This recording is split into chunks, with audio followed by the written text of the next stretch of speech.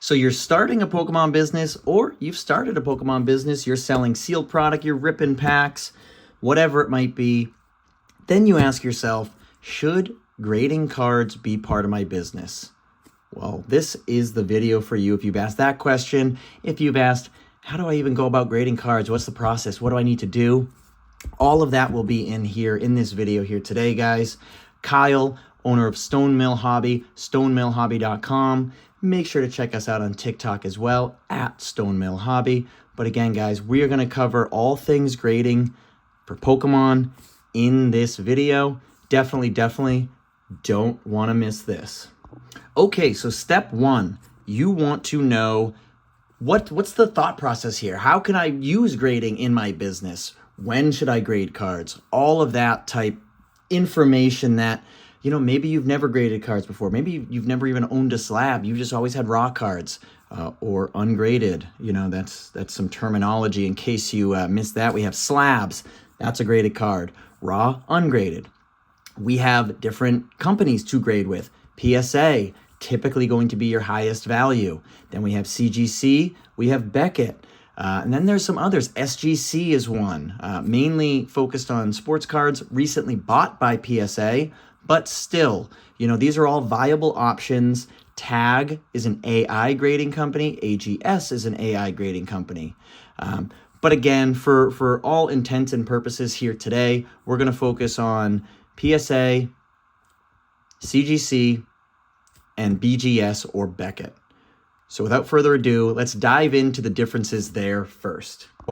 All right, so first and foremost, like I said, we want to talk the big three here. PSA is going to be number one in the space. It is just the most accepted in the market, whether it be sports cards, Pokemon, anything else. PSA is the gold standard. With that comes some serious drawbacks, which is why we don't leverage them today at Stone Mill Hobby. PSA, one, takes quite a long time to return your cards. So on average, it's 45 plus business days from them receiving it. So just think about that. How many business days are in a month? You're talking at least 60 plus calendar days before you're getting your cards back. As we've seen in the Pokemon market, alt arts and 151 Charizard and cards like these, they spike. Are they going to dip? Some of the alt arts already have started to dip. So within 60 days, there could be a lot of change in the market. So again, that's why we stay away currently from PSA. The other major drawback is the investment required. So they do have bulk pricing. But again, if you're just starting and wanting to try out and send 4 or 5 cards, it's going to be very expensive per card. Then you pay shipping on top of it to PSA. They charge a good chunk of change to ship it back to you. And if you have a high-end card that reaches a specific value, now they start to charge you more per card. So there's just a lot of different things that you need to be aware of when leveraging PSA. Next, we're going to talk about the company that we use. We, signed up for a premium membership of. Highly recommend it. You get all of that membership fee back in grading credit. So it costs $150 for their premium membership. You get $150 CGC credit for grading right away. So instantly, it's like a free membership. And then from there, you get 10% off each card's grade. So they're running a promotion right now. Cards are $10 each to submit at the bulk pricing, which is, I think, 25 cards per. So we get it for $9 a card. And you think, well, what's a dollar going to do? Well, over 50, 100 card submissions, we're talking $50 to $100. So again, highly recommend CGC. They kind of fluctuate with their their processing times, the amount of time it's going to take for you to get back. But we've seen anything from 15 business days to 25 business days, which is a heck of a lot better than PSA. So again, we highly recommend them. We love the look of their slabs. Their new gold pristine labels are beautiful. So, highly recommend CGC if you're looking for good value, but also not breaking the bank like you would with PSA, and not waiting quite as long like you would with PSA. And finally, the last of the top 3 vendors here is going to be Beckett or BGS. So you might have seen BGS labels or BCCG labels. That's kind of like a small spin-off of Beckett. They don't do well. Don't use BCCG if you're going to submit to Beckett. You're not going to get any value, if I'm being honest. But Beckett, the only thing that I really like to call out here with Beckett is, again, similar pricing to PSA, similar lead times, though I don't follow them too closely. The big selling point for Beckett is their black label pristine 10s. So they sell for exponentially more on average, especially if it's a big card, exponentially more than PSA 10s even. So we're talking 2.5, sometimes 3x a PSA 10 for a Beckett BGS black label 10s across the board. So definitely something to be aware of if you have a high-end card that you've checked the centering, you've checked the edges, you got it under a microscope, it looks perfect, probably worth sending to Beckett. Okay, so we've discussed the big 3 companies you should be aware of if you want to leverage grading within your Pokemon business. Now it's determining, okay, what do we use grading for? Yes, there are some authorized dealers that accept submissions with these graders. You can send me your cards. I'll submit them to CGC on your behalf. Certainly, we can do that as a Pokemon business. We are not an authorized dealer, so it's really just sending it in with our regular submissions. So that's one way to do it. You upcharge a little bit, you make a little bit of money here. But the big thing that you are going to want to be aware of, I refer to it as grading arbitrage. Grading arbitrage, at least the way I describe it, is finding cards that are a certain percentage of what they would be if they came back a 10. So some good examples are within, this stack here, that if any of these come back a 10, and these are $5 to $10 cards raw for the most part. These Charizard VMAX slightly more than that, but like this Pinsir right here as an example, it's like a $5 to $8 card. In a 10, it is well over $100. And if I can figure it out, I'll show some clips of cards that are raw versus their PSA 10 values. But it just allows you to have a whole lot more margin when you are able to send in these cards that you're getting for, again, $5 to $10. Get them slabbed up. Again, make sure you're checking the condition on these. No white specks. Make sure at a minimum it's 60-40 for centering, left to right or top to bottom. That's usually as absurd as they'll let it get as far as centering goes for a 10.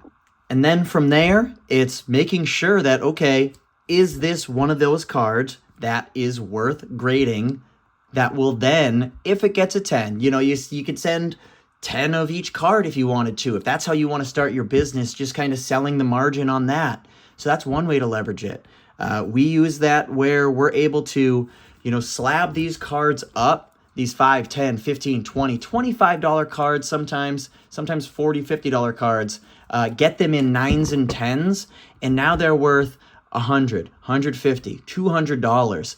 And that allows us to put these cards that typically would be, outside of the price range for our mystery slab packs, our stone packs, stonemailhobby.com, get them now.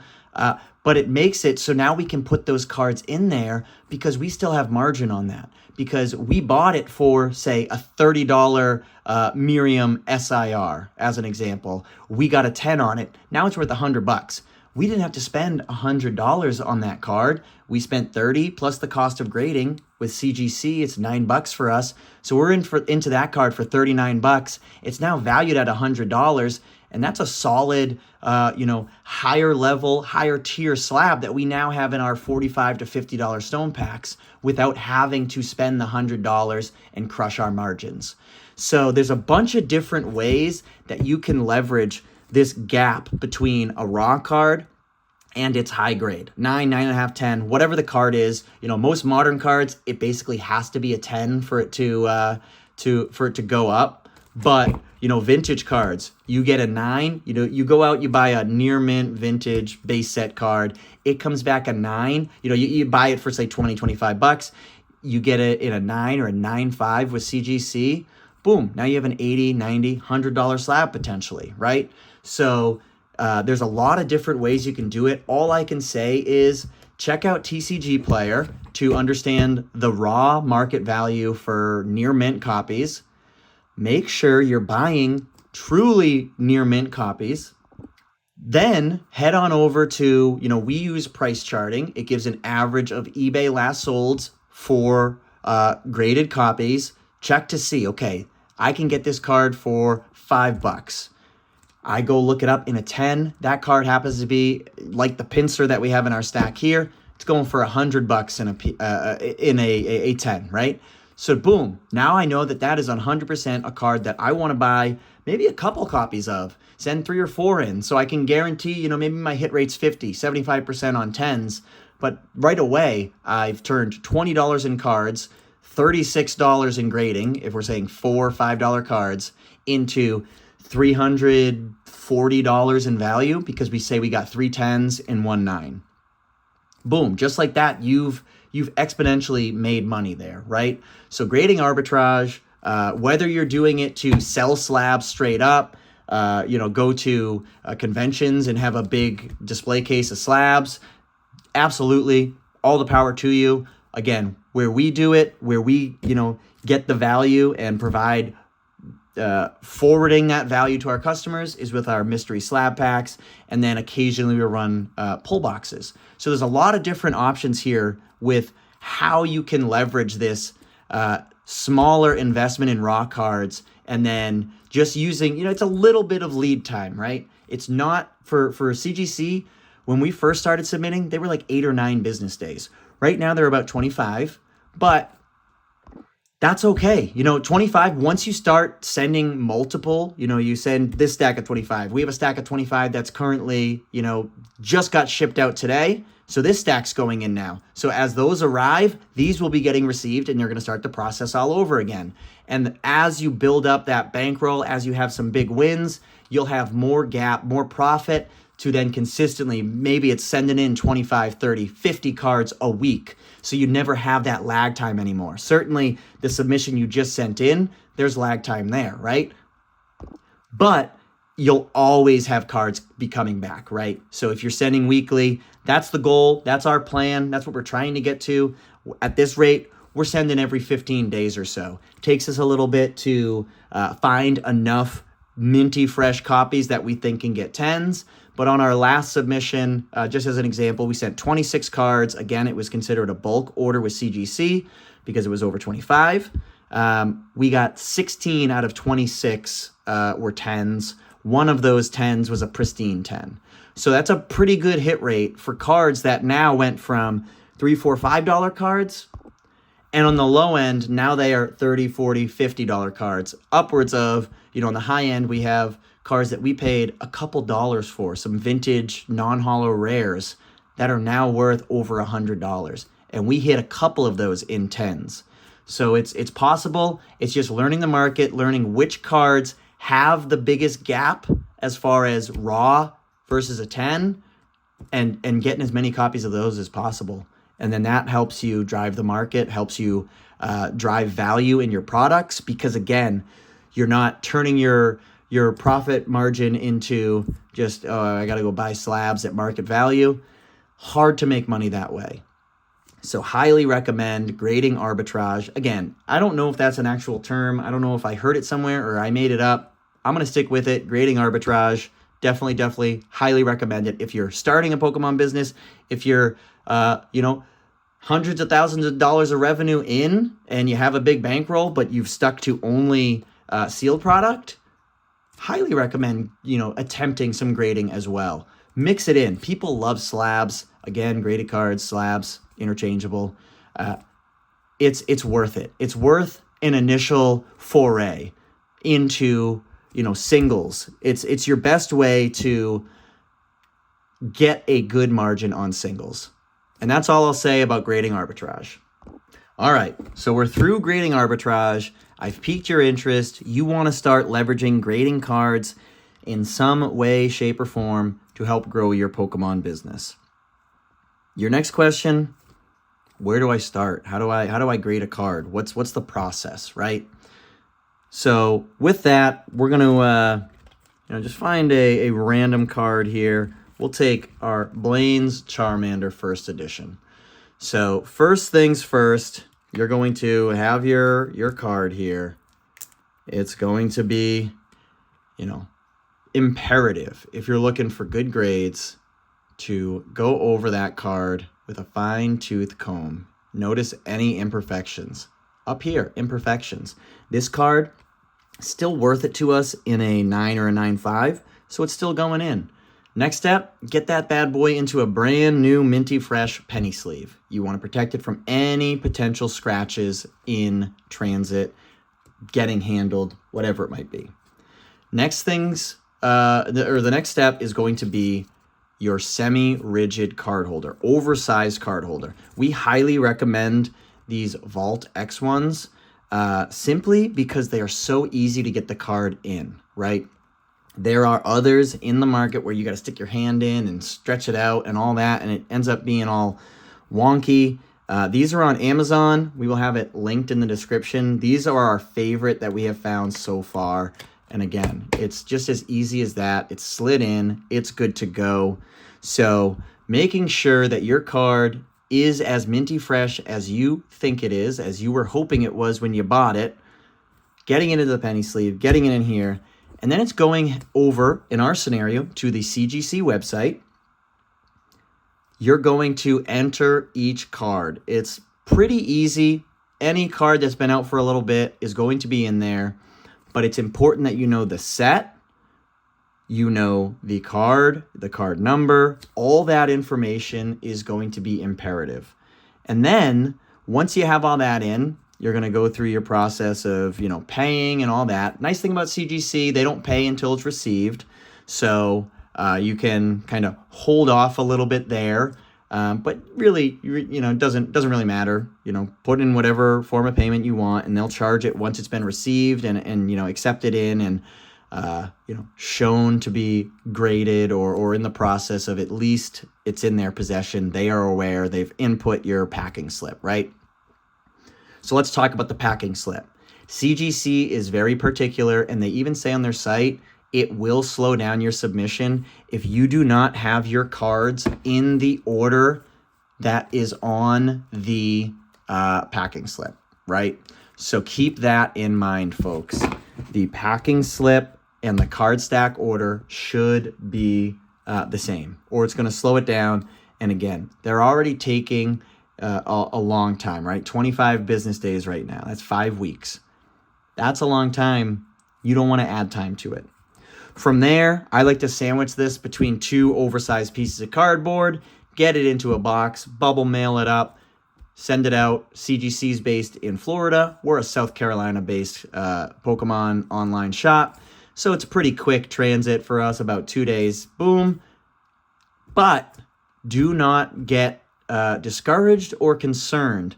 When your tracking says it's been delivered, we've seen up to a week between when it's delivered by, say, USPS and when CGC receives it. And you'll be able to track all of that within your submissions once you've created your CGC account, which you have to do before you even go through this whole process. So it's already set up. And then there's going to be different steps. There's going to be received. There's going to be scheduled for grading. There's going to be grading, encapsulation, and imaging. Then there is grading and quality control. And then finally, it's shipped. So there's all those different steps to be aware of as you go through the process. Leverage the CGC forums. If you have questions, you can ask CGC right from there. Typically, it's about 6 to 8 hours, we've noticed. You'll get the response. You put in your order number. You'll get your response right there. And then you'll get a proactive email asking you, hey, well, how did that support go? So you don't have to be constantly checking back. Once you get that email, you know you can go back and check to see what the response was. But every time, you know, the answers are pretty clear, concise, and, you know, they're looking to help. They can't always tell you, oh, yeah, we have 3 more days for your order. They can just let you know if there's any issues with your order, or, again, your USPS says it's been delivered, but, you know, it's been 2 weeks now and it still doesn't show up as received. They might be able to look into it for you, you know, a bit more granular than just saying, well, it's still, you know, not there yet. But again, guys, grading is not as scary of a process as you'd think. Again, I highly recommend these Vault X that you can get on Amazon. I think a 50-pack of them is like $10, or at least it was the last time we bought them. Again, I'll throw the link here in the description so you can easily buy those. But again, whether you're just a collector and wanted to know a little bit more about grading, you know, happy to help there. Any comments or comment any questions, happy to make additional videos if there's more in depth. If you want me to go through the actual process of, you know, creating a submission on CGC, happy to do that. But again, really wanted to spend a majority of this time on that grading arbitrage process, because I think it is very valuable for you as you start or as you grow your Pokemon business. You know, getting graded cards and being able to create value instantly just on having them slabbed up with a specific grade. Highly recommend it. Again, guys, this has been Kyle with Stone Mill Hobby, stonemillhobby.com. Supercharged or Super Electric Breaker live now. So feel free, get yourself some sealed boxes. We can rip them live on our TikTok. But also Surging Sparks for pre-order. Head over, stonemillhobby.com, get those pre-orders now. And again, guys, any questions, comments, anything, definitely don't hesitate to comment here, or come over to one of our live streams on TikTok, again, at Stone Mill Hobby. Check us out. We have a good time. We like to rip product. We like to laugh. So definitely feel welcome. All right, guys. Peace. And I'm back like I forgot something. Figured I'd give you guys a quick view into our next submission here. I know you've already seen some of these. You haven't seen them all. So wanted to just quickly go through and show off, again, this all heading out to CGC this week. So we got the first edition Blaine's Charmander. We've got the Pidgey Illustration Rare. Jolteon Trainer Gallery. Mew Galarian Gallery.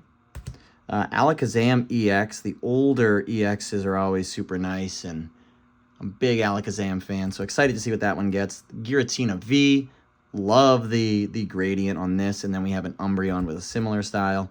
Snorlax VMAX. Great looking card there. The Pidgeot Special Illustration Rare. Sleepy Zard, send in a couple of those. Everybody loves a good Charizard, especially when they're slabbed up. Charizard VMAX, again, a couple of those, same reason.